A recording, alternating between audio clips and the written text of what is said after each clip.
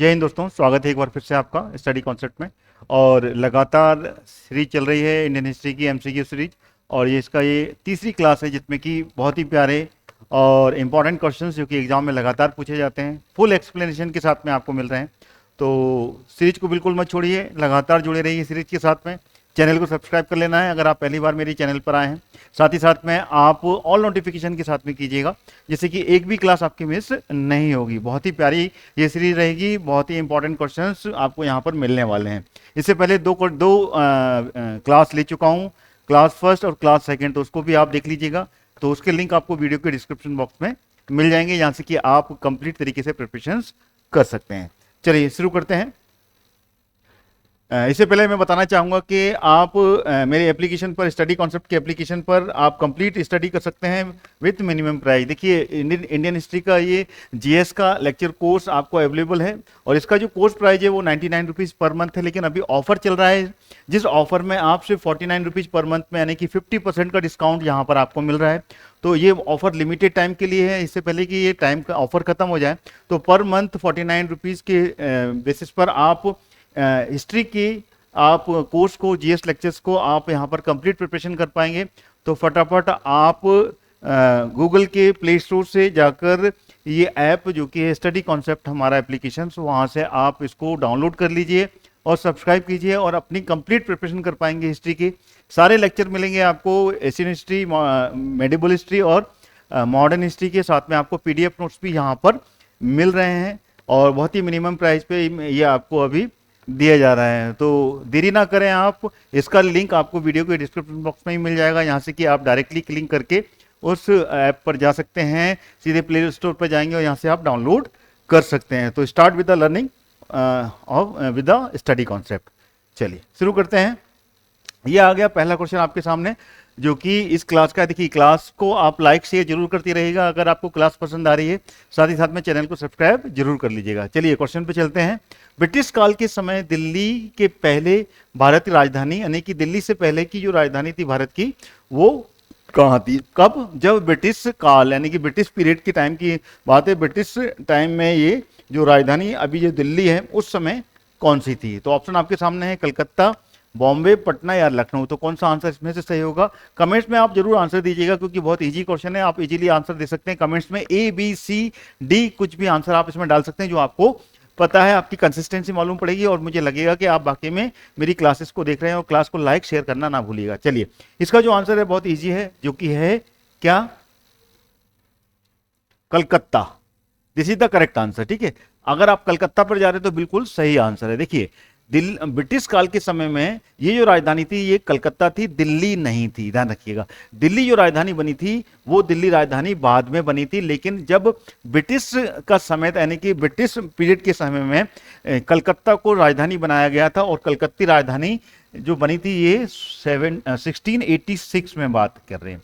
1686 में कलकत्ता राजधानी बनकर तैयार हुई थी। यानी कि कलकत्ता के बारे में अगर इतिहास देखा जाए तो जॉब चरनाक नाम का एक ब्रिटिश ईस्ट इंडिया कंपनी का एक प्रतिनिधि था, एक इंजीनियर था, जिसके द्वारा इस कलकत्ता को बसाया गया था, कलकत्ता को डेवलप किया गया था। कब किया गया था? 1686 में, ठीक है ना, 1686 में, ठीक है ना। और इसके पीछे का जो अगर हिस्ट्री देखी जाए तो ये उस समय की बात है जब यहां पर मुगल एम्पायर का शासन था। कहां पर? बंगाल में। तो ये बंगाल का क्षेत्र था उस समय। उस समय ये 3 गांव को लेकर इस कलकत्ता को बसाया गया था। वो 3 गांव कौन कौन से थे? सुतानाती, गोविंदपुर और कालीकट। क्या नाम है? मैं यहां पर लिख रहा हूं, ठीक है ना। तो पहला जो गांव था वो कौन, क्या था नाम था? सुतानाती, ठीक है ना। और दूसरा था गोविंदपुर, और तीसरा जो था वो था कालीकट। क्या नाम था? कालीकट।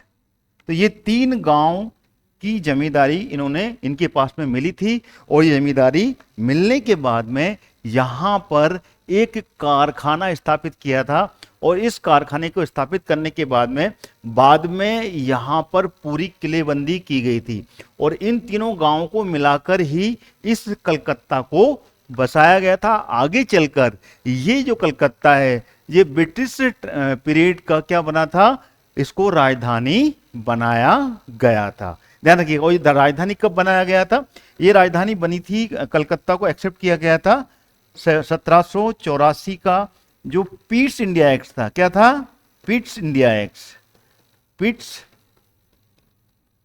इंडिया एक्ट के समय में इसको राजधानी बनाया गया था। 1686 में ये कलकत्ता बनकर तैयार हो गया था, लेकिन ब्रिटिश शासन ने कलकत्ता को राजधानी स्वीकार किया था, जो कि राजधानी की तरह वो 1784 के पिट्स इंडिया एक्ट में किया गया था। ठीक है, क्लियर हो गया यहां तक? तो मेरे ख्याल से सारे पॉइंट क्लियर हो गए हैं। 1772 के समय में ही इसको राजधानी घोषित कर दिया गया था, लेकिन बिल आया था 1784 में, पिट्स इंडिया एक्ट। और ये वॉरेन हेस्टिंग के समय में जब यहाँ पर जो पहला एक्ट आया था 1773 में, तब इसको राजधानी घोषित किया गया था। लेकिन आगे चलकर फिर ब्रिटिश काल में ये राजधानी दिल्ली पहुंच गई थी। और ये दिल्ली कब पहुंची थी?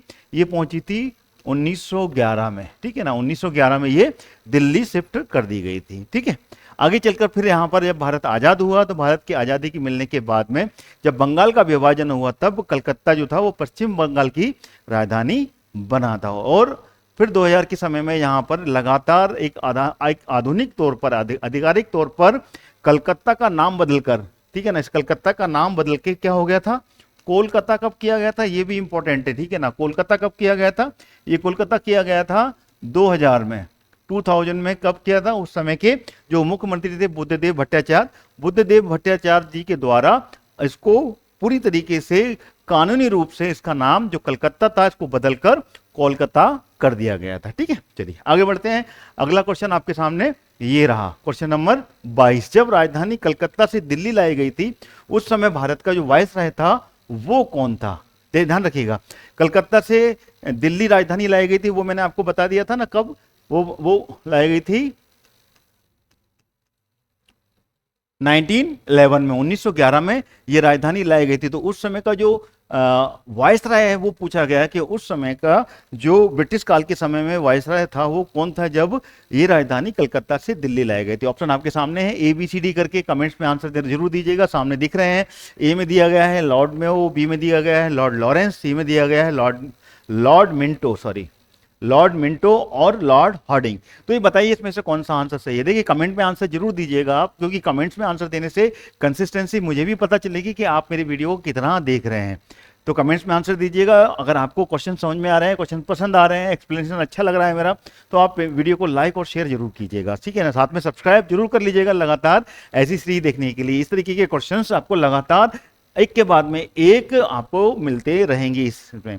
ठीक है, तो इसका जो आंसर है वो है आंसर लॉर्ड हॉर्डिंग। ठीक है ना, अगर आप इसमें जा रहे हैं तो आपका आंसर बिल्कुल सही है, ध्यान रखिएगा, बिल्कुल 100% सही है, लॉर्ड हॉर्डिंग। और ये लॉर्ड हॉर्डिंग अकेला नहीं है, लॉर्ड हॉर्डिंग इससे पहले फर्स्ट भी आ चुका है, तो लॉर्ड हॉर्डिंग सेकंड बोलिएगा इसको। लॉर्ड हॉर्डिंग सेकंड था ये, जो कि हॉर्डिंग द सेकंड के नाम से जाना जाता है। ये उस समय भारत का गवर्नर, सॉरी भारत का कौन था? वायसराय था। ठीक है ना, वायसराय था ये। और इसके नाम पर, ठीक है ना, इसका जो पूरा नाम था, अगर इसका पूरा नाम दिखाया जाए तो इसका पूरा नाम था चार्ल्स हॉर्डिंग। क्या नाम था?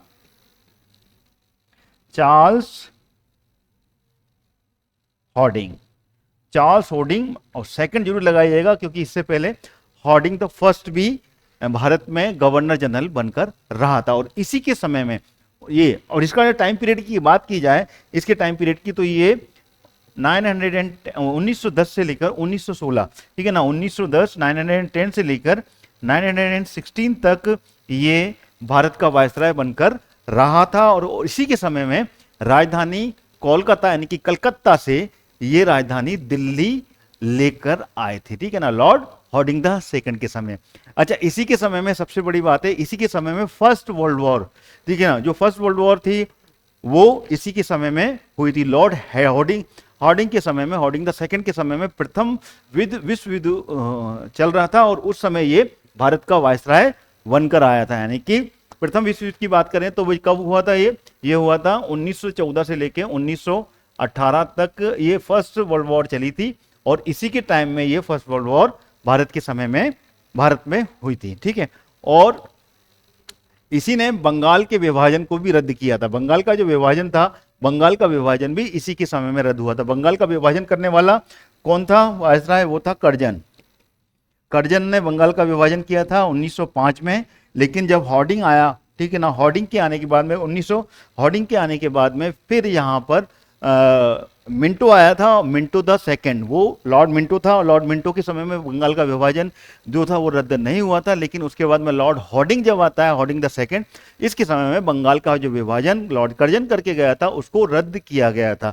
और इसी के समय में 1911 में यहाँ पर ये जो राजधानी है, इसको राजधानी लेके आए थे। और इसी के समय में पहली बार ब्रिटेन का जो राजा था, किंग था, ठीक है ना, लॉर्ड पंचम, जॉर्ज पंचम द सेकंड जो था, और साथ में उसकी जो वाइफ थी, पत्नी, दोनों यहाँ पर भारत में आए थे, ठीक है ना। और उसी के समय में यहाँ पर सबसे बड़ी एक घटना हुई थी, एक बम फेंका गया था, यहाँ पर एक बम भी फेंका गया था लॉर्ड हॉर्डिंग की, पूरा का पूरा जब कारवा गुजरा था, ठीक है ना, इसको भी आपको याद रखना है। चलिए अगला क्वेश्चन आ गया आपके सामने, ये रहा। क्लास को लाइक और शेयर जरूर करते रहिएगा साथ में, ठीक है ना, और क्वेश्चंस के आंसर आप कमेंट्स में जरूर दीजिए, जिससे कि आपकी कंसिस्टेंसी मुझे भी पता चलेगी और आपको भी मालूम पड़ेगा कि आप कितने आंसर जानते हैं और कितना आपने हिस्ट्री को कंप्लीट किया है। क्वेश्चन नंबर 25, दिल्ली भारत की राजधानी कब बनी? देखिए ये क्वेश्चन भी मैं अभी पिछले में एक्सप्लेन कर चुका हूं, तो इजी आंसर है, इसका आंसर आप कमेंट्स में बिल्कुल दे सकते हैं। 1911 में, 1911 में दिल्ली भारत की राजधानी यहां पर बनी थी, जो कि मैंने आपको बता दिया, पिछले क्वेश्चन में पूरा एक्सप्लेन कर दिया है, तो इसलिए इसको ज्यादा एक्सप्लेन नहीं करूंगा। अगला क्वेश्चन आपके सामने ये रहा, दिल्ली में किनके राजकीय प्रवेश के अवसर पर बम फेंका गया था? देखिए राजकीय प्रवेश हुआ था यहाँ पर, एक दरबार, ठीक है, पूरी तरीके से एक जुलूस निकल रहा था, और जुलूस के समय में एक बम फेंका गया था। वो बम किसके समय में फेंका गया था, ये इसमें पूछा गया। ऑप्शन आपके सामने यहाँ पे दिख रहे हैं, ए बी सी डी। तो ए बी सी डी में आपको दिख रहे हैं, कमेंट्स में आंसर जरूर दीजिएगा। Lord Harding, Lord Mayo, Lord Minto या फिर लॉर्ड कर्जन। ए में लॉर्ड कर्जन दिया हुआ है, बाकी बी सी डी, बताइए इसमें से कौन सा आंसर सही है। चलिए इसका जो आंसर है, अगर आपने लॉर्ड हॉर्डिंग द सेकंड लगाया है, तो मैंने अभी आपको बताया भी था, लॉर्ड हॉर्डिंग द सेकंड के समय में ये बम फेंका गया था। और ये बम किसने फेंका था, ये इंपॉर्टेंट पॉइंट है क्वेश्चन में, ये तो मैंने आपको बता दिया, लेकिन किसने फेंका था और कब फेंका था ये तो क्लियर है। ये फेंका था 1912 में, 1912 में, लेकिन महीना आपको भी याद होना चाहिए। कई बार क्या ना कि पूरा का पूरा महीना दिनांक तक पूछ लेते हैं। तो ये 23 दिसंबर 1912 में, जब दिल्ली के चांदनी चौक में, दिल्ली के चांदनी चौक में एक पूरा का पूरा जुलूस निकाल रहे थे, पूरी की पूरा एक कारवां गुजर रहा था, किसका, वायसराय का, उस समय में ये बम फेंका गया था। एक पूरी तरीके से कॉन्स्पिराइज ये बम फेंका गया था, जो कि उस समय के क्रांतिकारी रहे रास बिहारी बोस। नाम नोट कर लीजिएगा, किसने फेंका था, रास बिहारी बोस, रास बिहारी बोस के द्वारा ये बम फेंका गया था, ठीक है ना। और ये बम कहां फेंका गया था, चांदनी चौक, चांदनी चौक, चांदनी चौक में ये एक रैली निकल रही थी वहां पे, कब, 23 दिसंबर 1912 को, ठीक है ना। ये चांदनी चौक में एक पूरी तरीके से एक जुलूस, एक कारवा गुजर रहा था, किसका, वायसराय का। वायसराय कौन, लॉर्ड हॉर्डिंग द सेकंड का एक कारवा गुजर रहा था, जब दिल्ली की राजधानी कंप्लीट बन गई थी, तब ये बम फेंका गया था, जिसमें कि उसका जो क्या था, ड्राइवर था एक, जो मतलब आगे बैठा हुआ था, किस पे, हाथी के ऊपर में जो उसका प्रमुख होता है, जो हाथी को हाँकता है, वो बहुत बुरी तरीके से इसमें घायल हो गया था, लेकिन वायसराय पूरी तरीके से बच निकला था। वायसराय को मारने का प्रयास किया गया था रास बिहारी बोस के द्वारा, और साथ में उसकी पूरी टीम के द्वारा, जो क्रांतिकारी दल था, उनने पूरा प्रयास किया था। तो इस घटनाक्रम में जो था, वो हॉर्डिंग का जो महावत था, जो हाथी पे आगे बैठा हुआ था, हॉर्डिंग बच गया, लेकिन महावत जो है ना, ये बहुत बुरी तरीके से घायल हो गया था, और साथ में आगे जाकर इसकी मृत्यु हो जाती है, ये मर जाता है, इसकी डेथ हो जाती है, महावत की डेथ हो जाती है, लेकिन हॉर्डिंग यहां पर बच निकलता है, ध्यान रखिएगा। और ये रास बिहारी बोस के द्वारा ये किया गया था। आगे चलकर रास बिहारी बोस यहां से भागने में कामयाब हो जाता है, और भागने में कामयाब होने के बाद में रास बिहारी बोस कहां चले जाते हैं, जापान चले जाते हैं। जापान जाके फिर वहां पर अपनी क्रांतिकारी जो एक्टिविटीज थी उसको आगे बढ़ाते हैं, ध्यान रखिएगा। चांदनी चौक में हुआ था, ये आपको याद रखना है। 23 दिसंबर 1912 को ये घटना घटी थी, और रास बिहारी बोस ने की थी। लॉर्ड हॉर्डिंग द सेकंड पर यह बम फेंका गया था चांदनी चौक में एक जुलूस निकालने के दौरान। चलिए अगला क्वेश्चन आ गया, क्वेश्चन नंबर 25, सॉरी इसका जो ये है 1916, ठीक है, 1916 में भारतीय राष्ट्रीय कांग्रेस के लखनऊ अधिवेशन की जो अध्यक्षता थी वो किसने की थी? ठीक है ना, वो गलत लिखा था 1516, 1916 की बात है। 1916 में ये जो अध्यक्षता की थी किसकी? इंडियन नेशनल कांग्रेस की। जो अधिवेशन हुआ था कहाँ हुआ था? लखनऊ में हुआ था। उसका जो प्रेसिडेंट था वो कौन था उस समय? प्रेसिडेंसीशिप किसने की थी? ऑप्शन आपके सामने है, ए Annie Besant, B Lala Lajpat Rai, सी मोतीलाल नेहरू, या फिर डी ए सी मजूमदार। बताइए इसका आंसर क्या है? कमेंट में आंसर देना बिल्कुल नहीं छोड़िएगा, कमेंट में आपको आंसर देना है।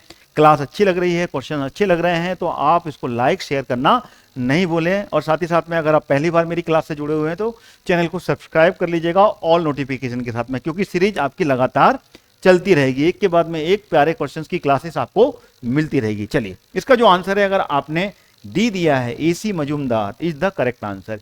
एसी मजूमदार के द्वारा ये अधिवेशन हुआ था। कब हुआ था? 1916 में ये अधिवेशन हुआ था। कहां हुआ था? लखनऊ में। देखिए क्वेश्चंस कैसे भी बन सकते हैं यहाँ पर। क्वेश्चंस में आपको ये पूछा जा सकता है कि 1916 का जो अधिवेशन हुआ था वो किस सिटी में हुआ था, तो उसका आंसर रहेगा लखनऊ। 1916 के अधिवेशन का अध्यक्षता किसने की थी? तो वो एसी मजूमदार ने की थी। 1916 का जो अधिवेशन हुआ था वो अधिवेशन में कौन कौन सी ऐसी एक्टिविटी थी, कौन कौन सी ऐसी घटनाएं थी जो कि यहां पर हुई थी जिसमें कि क्वेश्चंस बनते हैं, तो ये आपको ये भी समझना होगा। सबसे पहले हम समझते हैं एसी मजूमदार के बारे में। एसी मजूमदार कौन थे? ये बहुत ही ज्यादा, ये हम समझ लीजिए कि अच्छे खासे भाषण वक्ता थे, एक उच्च कोटि के जो वक्ता थे। ठीक है, उनकी जो गणना थी उस समय के एक प्रमुख लीडर, यानी कि जो मेन लीडर थे इंडियन नेशनल कांग्रेस में, उसमें इनकी गणना होती थी, उसमें इनकी अकाउंटेबिलिटी होती थी। अगर इनका फुल नाम देखें तो इनका पूरा नाम जो है वो है अंबिका चरण दास। क्या नाम है? अंबिका चरण दास मजूमदार, या फिर अंबिका चरण मजूमदार के नाम से ये जाने जाते हैं। अगर इनकी जन्म की बात किया जाए तो ये जन्म इनका जो जन्म हुआ था ये बंगाल में हुआ था। बंगाल यानी कि पूर्वी बंगाल, पूर्वी बंगाल में इनका जन्म हुआ था। कहां पर? फरीदपुर जिले में ये जन्मे थे और ये 1850 में इनका जन्म हुआ था। यानी कि पहला जो रेवोल्यूशन हुआ था उस समय ये सिर्फ 7 वर्ष के थे। ठीक है, याद रखिएगा। तो इनके समय में ये हुआ था। अगर हम इसके बारे में बात करें तो ये जो है इनके समय में ही लखनऊ अधिवेशन में यहां पर लखनऊ क्या हुआ था? समझौता भी हुआ था। लखनऊ समझौता भी हुआ था, जो कि उस समय के गरम दल और नरम दल के बीच में, और साथ ही साथ में ये भी कह सकते हैं मुस्लिम लीग और गरम दल के बीच में एक समझौता भी यहां पर देखने को मिला था। चलिए अगला क्वेश्चन आपके सामने ये आ गया। देखिए क्वेश्चन नंबर 26 आपको यहां पर दिख रहा है, ऑप्शन आपके सामने दिख रहे हैं, क्लियर दिख रहा होगा यहां पर। कांग्रेस और मुस्लिम लीग के बीच में प्रसिद्ध जो लखनऊ समझौता हुआ था वो किस वर्ष हुआ था? देखिए अभी मैंने जो क्वेश्चन हुए थे कब हस्ताक्षर हुए उसी को घुमाकर ला दिया, तो आसानी से आप आंसर इसका दे सकते हैं। ABCD ऑप्शन दिए हुए हैं, कमेंट में आंसर फटाफट लगा दीजिए। और इसका जो आंसर है वो भी मैं ज्यादा टाइम नहीं लगाऊंगा, वो है 1916 में हुआ था। कहाँ हुआ था? लखनऊ में हुआ था। लखनऊ में उस समय के अधिवेशन की अध्यक्षता किसने की थी? एसी मजूमदार जी ने इसकी अध्यक्षता की थी। पिछले क्वेश्चन में मैं आपको बता चुका हूं। और इस अधिवेशन में एक संधि हुई थी, एक ट्रीटी हुई थी, एक समझौता हुआ था जो कि लखनऊ समझौते के नाम पर जाना जाता है। और ये इंडियन नेशनल कांग्रेस INA और किसके साथ में? मुस्लिम लीग के बीच में ये समझौता हुआ था। मुस्लिम लीग, उस समय की मुस्लिम लीग का जो प्रमुख लीडर था वो कौन था? वो था मोहम्मद अली जिन्ना। ठीक है ना। और इस समय की जो अध्यक्षता की थी वो किसने की थी? अंबिका चरण मजूमदार जी ने इसकी अध्यक्षता की थी। और इन दोनों के बीच में एक समझौता हुआ था और ये कांग्रेस में आकर मिल गए थे, कांग्रेस के साथ में मिलकर काम कर रहे थे। और मुस्लिम लीग की स्थापना कब हुई थी ये मैंने आपको मालूम होगा, नहीं तो नहीं है तो मालूम याद कर लीजिएगा। 1906 में मुस्लिम लीग एक पार्टी जो कि मुस्लिमों का प्रतिनिधित्व करती थी, मुस्लिम समुदाय का, उसकी स्थापना कहाँ हुई थी? बांग्लादेश के ढाका में। ठीक है ना। उस टाइम का जो बंगाल था, बंगाल के ढाका में इसकी स्थापना की गई थी। ठीक है, क्लियर हो गया। अच्छा, मोहम्मद अली जिन्ना के बारे में बात की जाए तो मोहम्मद अली जिन्ना ने ही लीड किया था, ये उस समय के प्रमुख मुस्लिम लीग के अध्यक्ष बन के आए थे, वो लीडर थे मुस्लिम लीग के, ठीक है। इस अवसर पे जो अगर बात की जाए तो उस समय की जो संयुक्त इस्लू हिंदू मुस्लिम मंच है, उस समय के जो हिंदू मुस्लिम मंच था, ठीक है ना, उसके माध्यम से यहाँ पर संवैधानिक सुधारों के दबाव के लिए बनाने के लिए वो करना, ये बात करना चाहती थी। तो इस समय जिन्ना उस समय दोनों दलों के सदस्य थे, हिंदू मंच के भी सदस्य थे और मुस्लिम मंच के भी सदस्य हुआ करते थे। कौन? मोहम्मद अली जिन्ना हुआ करता था। तो ये समझौते के लिए काफी हद तक जो जिम्मेदार थे, वो जिम्मेदार कौन थे? मोहम्मद अली जिन्ना थे। मोहम्मद अली जिन्ना ने ही इस समझौते को लिए आगे प्रोसीड किया था। कब? 1916 में। लेकिन आगे चलकर जिस तरीके के इक्वेशंस बनी, उसमें मुस्लिम लीग ने यहाँ पर अपने अलग से ही पाकिस्तान की डिमांड कर ली और डिवाइड एंड रूल पॉलिसी जो अंग्रेजों का था वो यहाँ पर कामयाब हुए और आज़ादी से पहले भारत दो भागों में बट गया था। पाकिस्तान और भारत, दो डोमिनेंट स्टेट क्रिएट हो गए थे। ठीक है, क्लियर हो गया? आगे बढ़ते हैं। अगला क्वेश्चन यहाँ पर ये आ गया, question number 27। Home rule league आंदोलन की सर्वप्रथम किसने आरंभ किया था? सबसे पहले किसने शुरुआत की थी? ऑप्शन आपके सामने है, ऑप्शन दिख रहे हैं यहाँ पर। एनी बेसेंट, सरोजिनी नायडू, सुरेंद्रनाथ बनर्जी और तिलक। ABCD। इसका आंसर आप कमेंट बॉक्स में जरूर दीजिएगा। कमेंट बॉक्स में आपका आंसर आपकी एक्यूरेसी को यहाँ पर क्लियर करेगा। साथ ही साथ में मुझे भी लगेगा कि आप मेरी सीरीज को देख रहे हैं, मेरी क्लास के साथ में लगातार जुड़े हुए हैं। साथ ही साथ में क्लास को शेयर और लाइक करना नहीं भूलिएगा। अगर आपको क्लास पसंद आ रही है, चैनल को सब्सक्राइब कर लीजिएगा। ठीक है, चलिए इसका जो आंसर है वो क्या है यहाँ पर आप बताइएगा। चलिए इसका जो आंसर है, अगर आप तिलक यानी कि बाल गंगाधर तिलक के लिए जा रहे हैं तो बहुत सही जा रहे हैं। बाल गंगाधर तिलक और एनी बेसेंट ये दो हैं, ठीक है ना। लेकिन सबसे पहले यहाँ पर जो क्या कहते हैं, होम रूल लीग की स्थापना का जो श्रेय जाता है वो दोनों पे जाता है, लेकिन दोनों ने अलग अलग क्षेत्रों में, ऐसा नहीं कि दोनों ने एक साथ एक ही जगह पर होम रूल लीग की स्थापना की थी, लेकिन होम रूल लीग की स्थापना करने का श्रेय दोनों को जाता है। एनी बेसेंट ने दक्षिण भारत में की थी और अगर हम बात करें तिलक की, तो तिलक पश्चिम भारत में इस होम रूल लीग की स्थापना करने को का श्रेय जाता है। अगर हम बाल गंगाधर तिलक के बारे में बात की जाए तो इन्होंने कर्नाटक का उस समय का जो क्षेत्र है वहां पर होम रूल लीग की स्थापना की थी और ये की थी अप्रैल 1916 में की थी। और एनी बेसेंट की बात की जाए तो एनी बेसेंट ने ये दिसंबर 1916 में होम रूल की स्थापना की थी दक्षिण भारत के केरल में। ठीक है ना, एनी बेसेंट ने। तो इसको आप याद कीजिएगा, इट्स वेरी इंपॉर्टेंट। ठीक है, तो ये दोनों अलग अलग जगह पे अलग अलग क्षेत्र में इन्होंने होम रूल की स्थापना की थी। ठीक है ना, ये दिसंबर में नहीं की थी, इन्होंने सितंबर में की थी। ठीक है ना, सितंबर में, हाँ याद आ गया मेरे को, दिसंबर नहीं सितंबर में की थी। और अप्रैल में बाल गंगाधर तिलक जी के द्वारा होम रूल लीग की स्थापना ये की थी। कारण ये था यहाँ पे होम रूल होना चाहिए। यहाँ पर आप यहाँ पर एक प्रकार से डुअल गवर्न पॉलिसी के बारे में मांग की जा रही थी यहाँ पर, जिसमें कि भारत के ही जो वासी हैं वो यहाँ पर शासन को चलाएं, लेकिन इसमें फर्स्ट जो लीडर रहेंगी, फर्स्ट जो रूलर रहेगा वो अंग्रेज रहेंगे, लेकिन यहाँ पर जो इंटरिम गवर्नमेंट थी, मतलब स्टेट की जो सरकार रहेगी, वो यहाँ पर पूरी की पूरी भारत के ही लोग चलाएंगे। ये डिमांड यहाँ पर होम रूल लीग के द्वारा और होम रूल लीग आंदोलन में की गई थी। ठीक है, तो दोनों का मैंने डेट क्लियर कर दी। अप्रैल 1916 में बाल गंगाधर तिलक ने कहाँ पर, पश्चिमी भारत के महाराष्ट्र में, ठीक है ना, कर्नाटक का जो क्षेत्र है, कर्नाटक का क्षेत्र में वहाँ पर ये की गई थी, कर्नाटक और महाराष्ट्र के बीच में। और सितंबर में मद्रास में, ये कहाँ पे हुई थी? मद्रास में ये एनी बेसेंट के द्वारा इसकी शुरुआत की गई थी होम रूल लीग की। ठीक है ना, दोनों की वर्ष जो है वो एक ही है, 1916 में। ठीक है, अगला प्रश्न आ गया आपके सामने, ये रहा।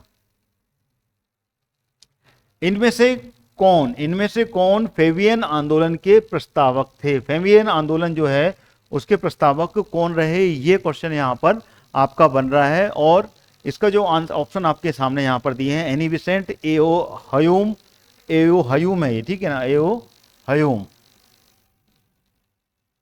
एयू हयूम के नाम से, ये एयू हयूम या फिर मधुसूदन दत्त या फिर तिलक के द्वारा।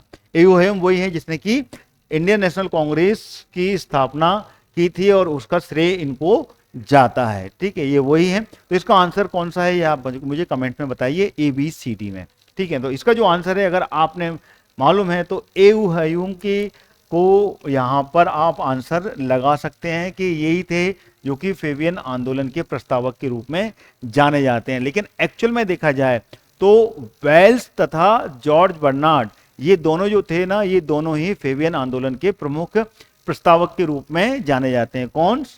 वेल्स, नोट कीजिएगा, वेल्स और जॉर्ज बर्नार्ड। ठीक है,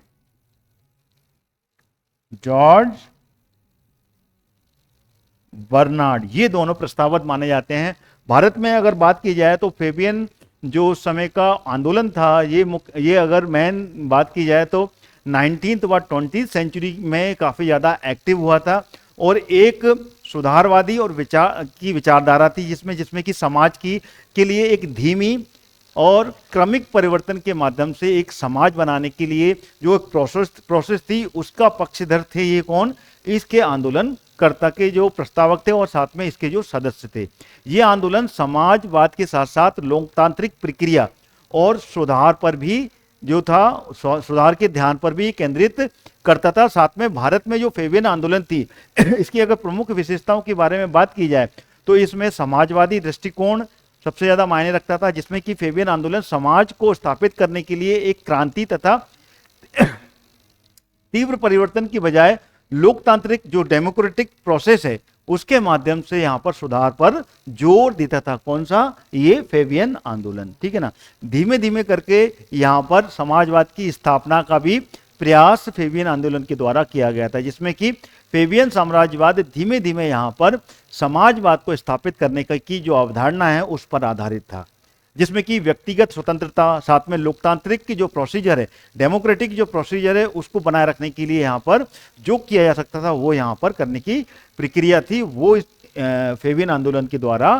की गई थी। अगर हम इसमें साम्यवादी दृष्टिकोण की बात करें, ठीक है ना, तो इसमें साम्यवादी जो थे वो ये साम्यवाद के साथ साथ लोकतांत्रिक प्रक्रिया और व्यक्तिगत स्वतंत्रता को भी स्वीकार करता था। अगर हम इसको बात करें तो इसको एक अधूरावाद भी बोलते हैं। फेबियनवाद जो है, फेबियन समाजवाद है, इसको एक अधूरावाद भी के रूप में भी जाना जाता है। ये भी आपको याद रखना है, यानी कि फेबियन समाजवाद को अक्सर अधूरा भी कहा जाता था, क्योंकि ये क्रांति की बजाय धीरे धीरे यानी कि स्लो प्रोसेस में की बात यहाँ पर करता था। ठीक है ना, इसलिए इसको अधूरावाद भी कहा जाता है। इसको भी आपको याद रखना है। ठीक है, तो ये क्वेश्चन यहाँ पे कंप्लीट होता है। अगला क्वेश्चन आपके सामने ये रहा, क्वेश्चन नंबर 29, गांधी जी दक्षिण अफ्रीका से भारत कब लौटे थे? बहुत इजी क्वेश्चन है, आराम से आप बता सकते हैं। ए बी सी डी करके ऑप्शन दिया है, कमेंट में आंसर जरूर दें। और इसका जो आंसर है वो अब मैं बता रहा हूं और वो है 1915। 1915 में ये भारत लौटे थे। और ये कब लौटे थे 1915 में? बिल्कुल डेट के साथ में आपको याद होना चाहिए, 9 जनवरी 1915 में ये भारत लौटे थे। और उस समय ये कहां पर उतरे थे ये भी आपको याद होना चाहिए। तो दूसरा पॉइंट है यहां पर अपोलो जो उस समय का पोर्ट था, अपोलो पोर्ट या पर अपोलो बंदरगाह, अपोलो जो बंदरगाह था वहां पर ये उतरे थे। और यहां पर उस समय की जो INA थी, इंडियन नेशनल कांग्रेस के जो कार्यकर्ता थे, जो उन्होंने बहुत ही ज़्यादा गर्मजोशी के साथ में इनका स्वागत किया था। गांधी जी की बात की जाए तो गांधी जी अफ्रीका में थे, ये इससे पहले अफ्रीका से ये भारत आए थे।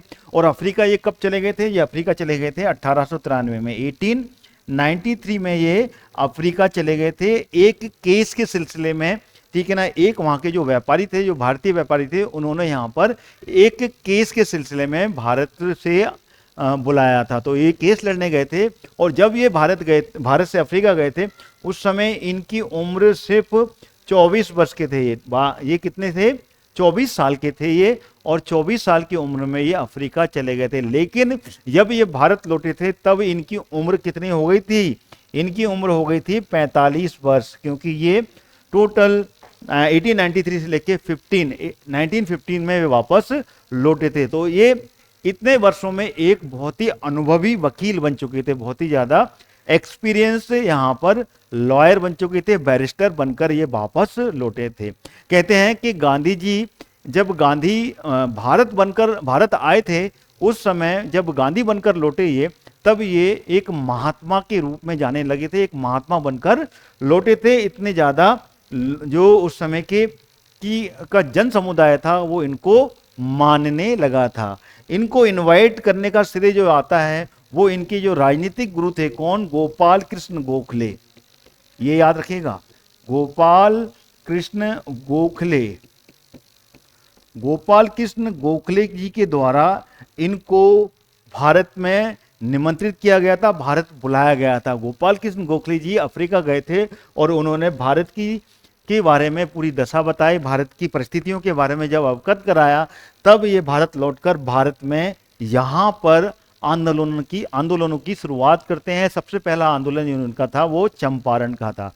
चंपारण में किसानों के लिए जो सत्याग्रह किया गया था, तिनकटिया पद्धति को बंद कराने के लिए, जो कि नील की खेती हुआ करती थी, वो सबसे पहला आंदोलन 1917 में सत्याग्रह जो था, चंपारण सत्याग्रह, उससे शुरुआत इन्होंने की थी। लेकिन उससे पहले 1915 से लेकर 1917 के बीच में इन्होंने पूरे भारत का भ्रमण किया था, पूरे भारत को घूमा था और भारत की परिस्थितियों का अध्ययन इन्होंने किया था। ठीक है, ये याद रखना है। अगला क्वेश्चन आपके सामने आ गया। आई होप आपको क्वेश्चन समझ में आ रहे होंगे और क्वेश्चंस के जितने भी एक्सप्लेनेशन दे रहा हूँ उससे आपको आनंद मिल रहा होगा, सारी जानकारी मिल रही होगी। तो इसका आंसर क्या है? 1915, 9 जनवरी 1915। ठीक है, चलिए अगला प्रश्न आ गया और अगला प्रश्न है आपके सामने, एसिटिक सोसाइटी ऑफ बंगाल के संस्थापक कौन थे? देखिए बहुत ही प्यारा क्वेश्चन है ये, और ऐसे क्वेश्चंस के साथ में आपके सारे फैक्ट्स क्लियर होंगे, एक एक करके सारी चीजें आपको बताऊंगा। ऑप्शन आपके सामने यहां पर दिख रहे हैं, Sir James Mackintosh, Sir William Jones, James Second, या फिर इनमें से कोई नहीं।